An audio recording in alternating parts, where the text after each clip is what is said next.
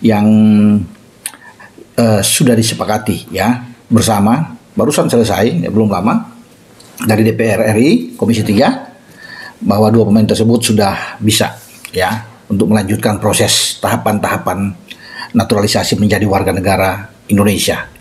Ini dua pemain yang dibutuhkan oleh PSSI, yang diajukan tentunya oleh STY ya, dibahas bersama, dipanggil, dan Pak Ketua Umum Erick Thohir sudah bersalaman dengan mereka, duduk makan bersama, foto bersama.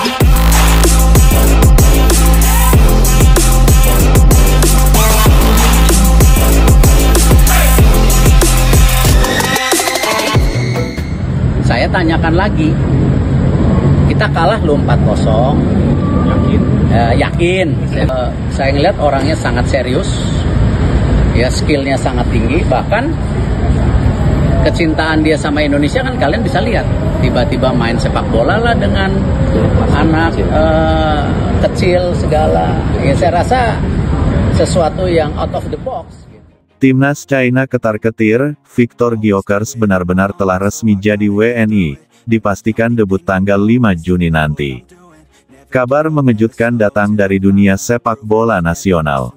Victor Gyökeres, striker tajam asal Swedia yang saat ini membela Sporting CP di Liga Portugal, akhirnya resmi menjadi warga negara Indonesia, WNI. Kabar ini sontak membuat heboh jagat sepak bola Asia, khususnya di kawasan Asia Timur. Salah satu yang paling merasa terancam, tak lain dan tak bukan adalah Timnas China, yang kini mulai ketar-ketir menghadapi kekuatan baru Timnas Garuda. Mengapa transfer naturalisasi ini begitu besar gaungnya? Mari kita bedah lebih dalam. Bagi yang belum terlalu mengikuti sepak bola Eropa, Gyökeres adalah salah satu striker paling mematikan di Liga Portugal saat ini. Pemain berusia 26 tahun itu dikenal memiliki fisik yang kuat, kecepatan di atas rata-rata, dan insting mencetak gol yang mematikan. Di Sporting CP, ia berhasil menjadi top skorer klub dan mencetak puluhan gol di berbagai kompetisi, termasuk Liga Eropa. Naturalnya, Gyökeres adalah pemain timnas Swedia. Namun, lantaran persaingan ketat di skuad Swedia dan kesempatan terbatas, ia akhirnya memutuskan untuk menerima tawaran PSSI untuk menjadi bagian dari tim nasional Indonesia. Proses naturalisasi ini kabarnya sudah berlangsung selama beberapa bulan terakhir dan akhirnya rampung menjelang akhir Mei tahun 2025. Kepastian status Gyökeres sebagai WNI diumumkan langsung oleh Ketua Umum PSSI, Erick Thohir, dalam konferensi pers di Jakarta kemarin. Erick menyebutkan bahwa dokumen naturalisasi telah lengkap, FIFA sudah memberi lampu hijau, dan yang lebih menggembirakan, Gyökeres akan langsung debut pada laga penting melawan China pada tanggal 5 Juni nanti di kualifikasi Piala Dunia 2026 zona Asia. Kehadiran Gyökeres otomatis menambah daya serang timnas Indonesia yang sebelumnya sudah diperkuat talenta-talenta seperti Rafael Struijk, Marcelino Ferdinand, Sain Patinama, dan Sandy Walsh. Lini depan Garuda kini benar-benar menakutkan di atas kertas, dan tentu saja, bakal bikin lawan-lawan ciut nyali. Media-media di China langsung memberitakan kabar naturalisasi Gyökeres dengan nada penuh kekhawatiran. Beberapa media menulis bahwa debut striker kelas Eropa ini di laga melawan mereka adalah bencana tak terduga bagi timnas China. Pelatih China, Alexander Jankovic, dalam wawancara singkat menyatakan, "Kami sudah mempersiapkan diri dengan baik menghadapi Indonesia, tapi tentu saja kehadiran Gyökeres mengubah segalanya. Dia striker kelas dunia, kami harus mencari strategi baru."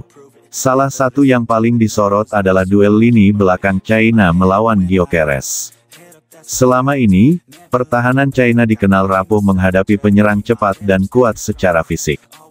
Jika Gyökeres benar-benar dimainkan sejak awal, bukan tidak mungkin China akan menerapkan formasi yang lebih defensif untuk menahan gempuran Garuda. Di media sosial, baik netizen Indonesia maupun China sama-sama heboh. Di Twitter, atau X trending topik seperti, Gyökeres WNI, debut tanggal 5 Juni, dan China ketar-ketir, menduduki jajaran teratas. Sorotan ini semakin menegaskan bahwa laga tanggal 5 Juni nanti akan menjadi salah satu laga terbesar dalam sejarah pertemuan Indonesia dan China. Kehadiran Gyökeres bukan hanya soal mencetak gol. Dia membawa pengalaman bermain di level tertinggi Eropa, mental juara, dan pemahaman taktik yang jauh lebih matang. Para pemain muda Indonesia bisa banyak belajar dari kehadirannya, baik di dalam maupun luar lapangan. Selain itu, secara psikologis, lawan-lawan di Asia kini tak bisa memandang enteng Indonesia. Jika sebelumnya tim-tim seperti Jepang, Korea Selatan, dan Australia mungkin merasa santai, kini mereka harus mempersiapkan diri lebih serius. Dan jangan lupa, dengan Gyökeres di depan, Indonesia punya kans lebih besar untuk lolos ke Piala Dunia 2026. Bukan tidak mungkin, kita akan melihat merah putih berkibar di ajang sepak bola terbesar dunia itu untuk pertama kalinya. Meski euforia tinggi, tentu saja ada tantangan yang harus dihadapi. Integrasi Gyökeres ke dalam tim tidak bisa instan.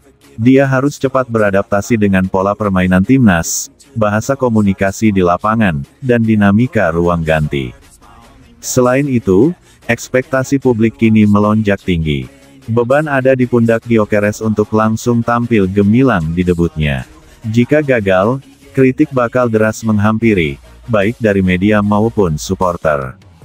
Namun melihat rekam jejaknya, mayoritas pengamat yakin Gyökeres akan bisa memberi dampak besar dalam waktu singkat. Pelatih Shin Tae-yong juga dikenal piawai memoles pemain asing yang baru bergabung. Kombinasi keduanya diyakini akan menjadi senjata mematikan di laga-laga penting mendatang. Laga melawan China pada tanggal 5 Juni nanti sudah dipastikan bakal digelar di Stadion Utama Gelora Bung Karno, SUGBK, Jakarta. Tiket kabarnya langsung ludes dalam hitungan jam begitu penjualan dibuka.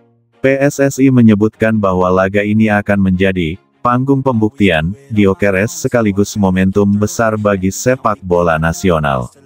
Semua mata akan tertuju pada striker anyar ini, bisakah dia membawa Garuda terbang lebih tinggi? Victor Gyökeres resmi jadi WNI bukan hanya kabar besar untuk sepak bola, tapi juga menjadi simbol ambisi besar Indonesia di panggung internasional. Timnas China boleh saja ketar-ketir, tapi yang jelas, tantangan terbesar kini ada di tangan tim Garuda sendiri. Apakah mereka siap memanfaatkan kekuatan baru ini untuk mencetak sejarah? Kita tunggu bersama, tanggal 5 Juni nanti. Jangan lupa pakai merah putih, dukung penuh, dan siapa tahu, kita akan melihat salah satu malam bersejarah di sepak bola Indonesia.